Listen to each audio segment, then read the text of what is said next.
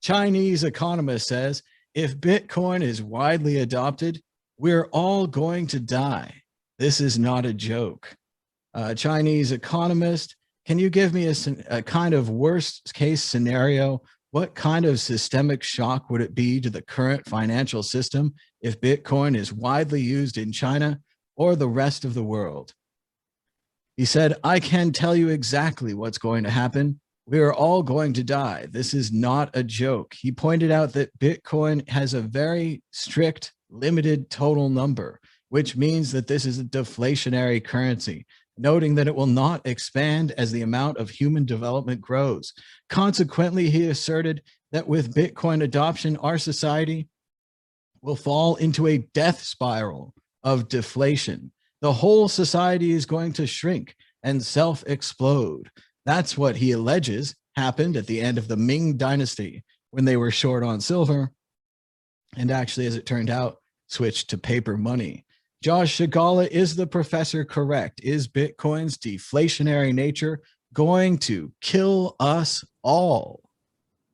I don't know, but I definitely want to see what he's smoking. Like, where did he get that shit from? I mean, it's amazing. Yeah,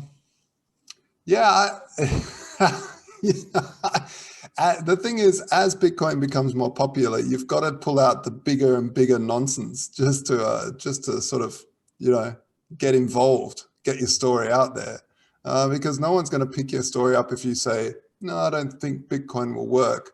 Instead, you've got to say, everyone will die. So yeah, look, it's a ridiculous thing. It's headline grabbing. People will read it. They'll have fun. Eric Voorhees will retweet it because it's funny, and this guy gets a name for himself. But obviously, no, we're not going to die. If it's a bad currency, people will not hold it. People will move to something else. So if it's voluntary.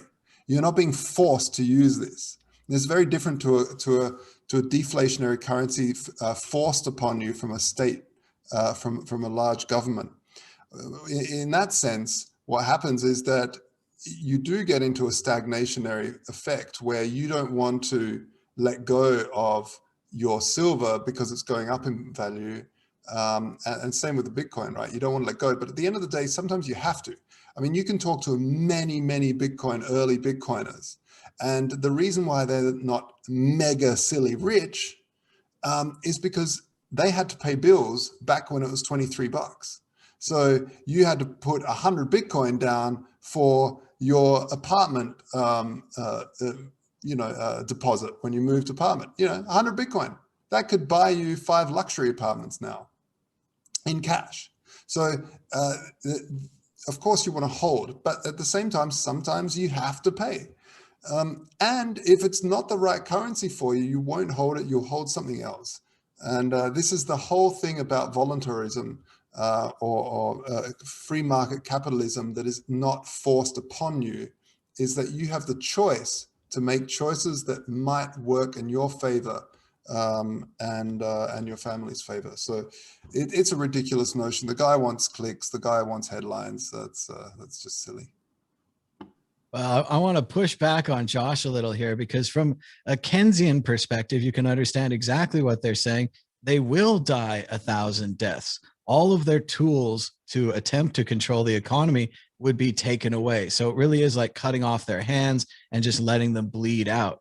If you think about it from the Chinese government perspective, it's even worse because they believe they have an even greater control over the economy. They not only control the economy as, say, the United States, but they also control to a large degree their people and what they think and what they do and how many children they have, et cetera, et cetera. So to lose that power would be a death of sorts. The question I would ask, and I continue to attempt to ask in the things I'm trying to write offline here, is that maybe this is a good idea. Maybe growth capitalism is a problem. If we look at how we're using all of the resources on the limited planet and we're all interconnected, and we need to switch to something that's not so much based on growth, something that would be deflationary. Maybe this is a fortunate occurrence, although for some, it's certainly a loss of power. For others, it could be a way to survive and to switch to conservationism Yeah. instead of consumption. Absolutely. Danny, And this goes, Josh. I would just want to add to that. I've said this since 2010, 11, like that you, Bitcoin, what Bitcoin does is make you greener because I used to buy all sorts of plastic crap that was really cheap because I just needed something in the moment and I'll get the cheapest one that would break or nonsense. With Bitcoin, it was like, I don't want to buy that if it breaks in 6 months' time. So I'm going to wait, I'm going to save up more and I'm going to buy the really good quality one that will last me a few years to, hopefully a lifetime. So for instance, I spent way more money than a stereo than I've ever spent because I know that stereo is going to be with me for a very, very long time. And I would never spend that much. I'm not an audiophile that just loves the tone of every tiny little hertz range.